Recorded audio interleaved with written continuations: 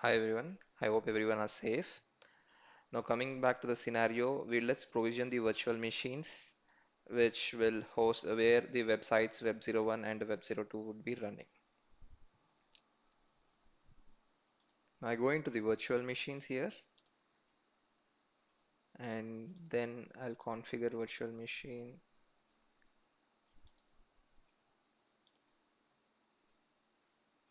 Then I'm gonna choose Central India here and the way name is Web01 and let me choose Ubuntu server and I gave the password. Then here I'm gonna choose web server subnet in center VNet Central India, and I would not like to have any IP for this VM. And let me name the NSG for this Web01. So instead I'll delete this and let me allow AT rule.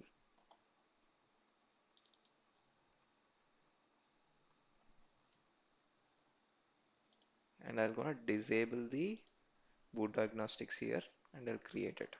So if I cross check if Web01 is hosted in the VNet Central India. So we are good to go. Let me go and click on create. Now similarly I'll go into the virtual machines and let me create a virtual machine Web02 in West Europe. Web0201 VM and that is West Europe 18.04 and its password.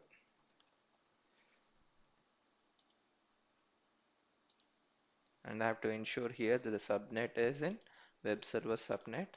That's good. And I don't want any public IP here. And let me name this as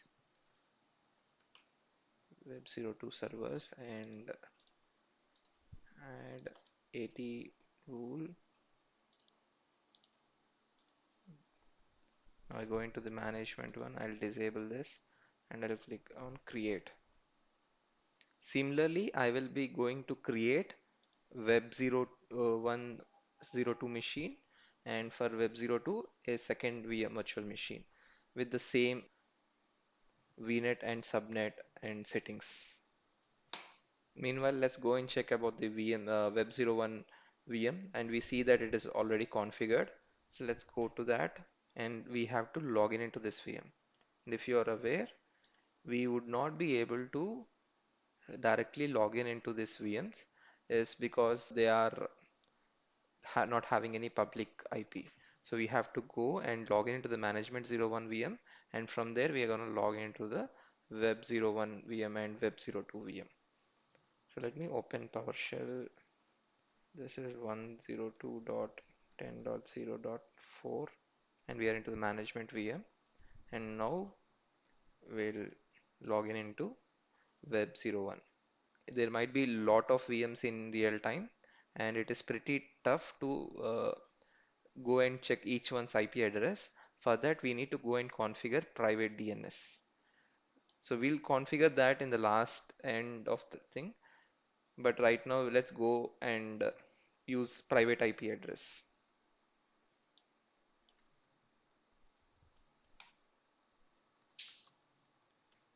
So I'm into this machine.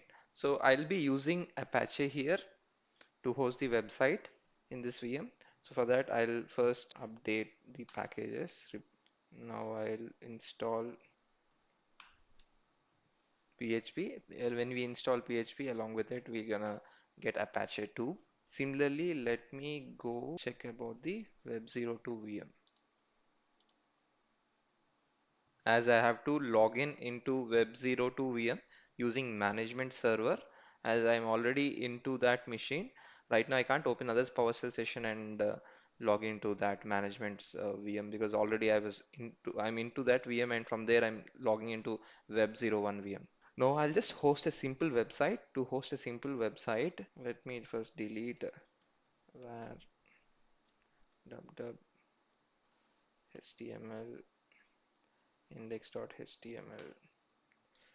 Now I'll gonna take the sample website. So if you see there are sample web HTML web applications, I just googled out and I'm able to find some sample websites. Now I'll choose certain websites here. Those ones are, I'll choose this.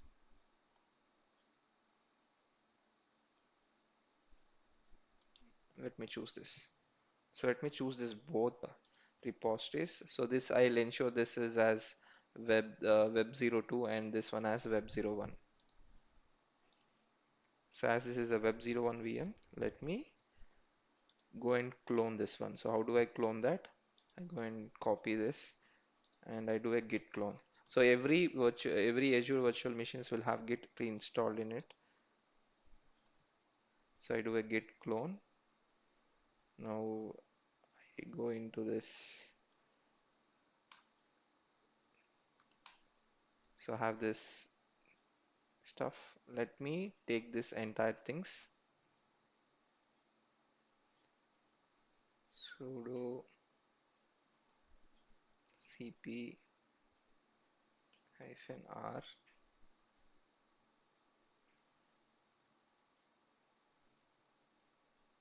and I'm copying everything to var.html, from which it's gonna take. Okay, let me go and check which are all copied into this. So I see these things are copied. So this should be working. Sudo ctl reload apache 2, and now if you see the status,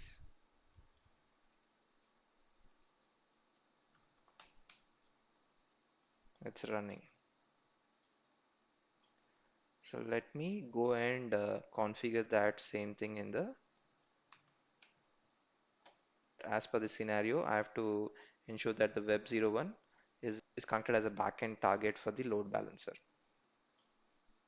Meanwhile, I'll also log in into the web02 and I'll install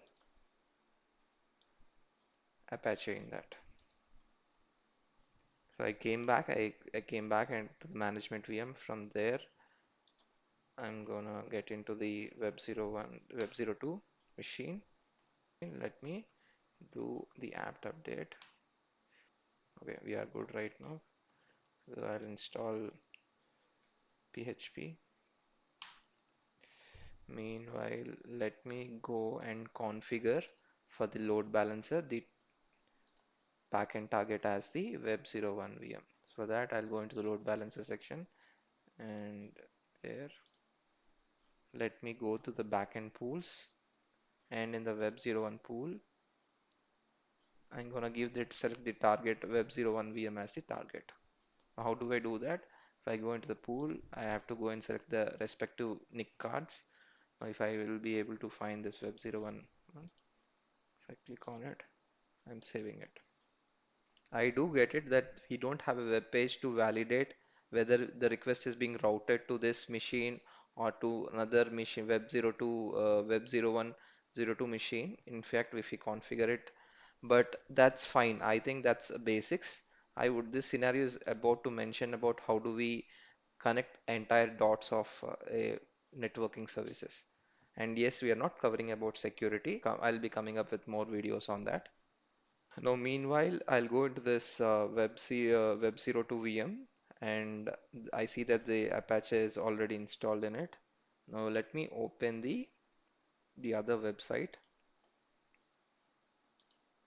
and I'll clone this here, git clone.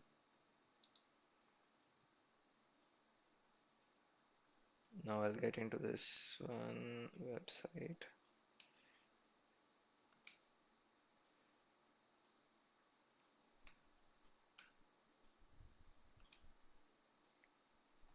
So let me remove sudo rm var html index.html, and let me copy this entire things into that folder.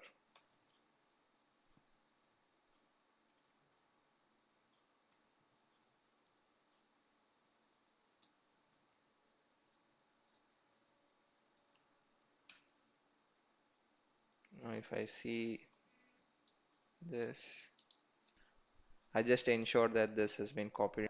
Now let me reload the Apache.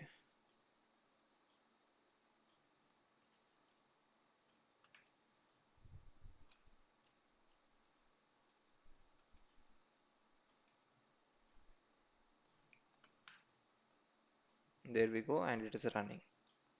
Let me go and right now configure the backend target of this Web02 machine as a backend target for this application gateway. So how do I do that? I'll go into the portal, I'll go into the load balancing options and I'll select the application gateway. Here in the backend pools, and I'll go and select Web02 pool, target as virtual machine, and let me go and select. See, you're able to see that Web02 machine, and I'm gonna click on save. Similarly, if you see the Web01 target, backend target is the load balancer.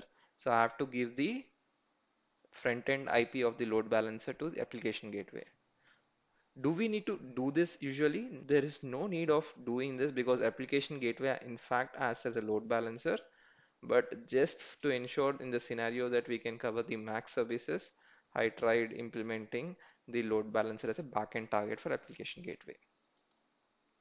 Now, how do I do that? I go back and check the load balancer front-end IP, that is 102, and I go back to application gateway and I go into backend pools and I select the backend pool here and I select the target type as IP address and provide it here and I click on save. This is good. We have configured the routing rules also in this one. So let me sum it up in this video. We hosted the websites, then we simultaneously have configured the routing rules and the backend targets for this. So the next turn is about configuring the private DNS.